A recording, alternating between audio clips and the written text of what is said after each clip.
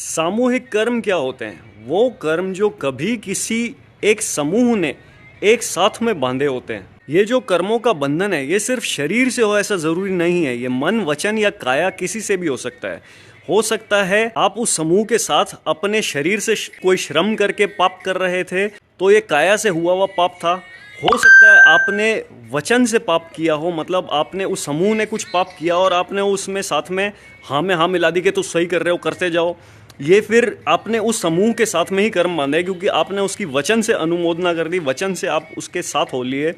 या फिर आप ना उस समूह के साथ थे, ना आपने उस समूह को कोई वचन से कुछ बोला, लेकिन आपने टीवी पे कोई एक चीज़ देखी, लेकिन आपने मन में सोचा कि हाँ ये बिल्कुल इन्होंने सही किया।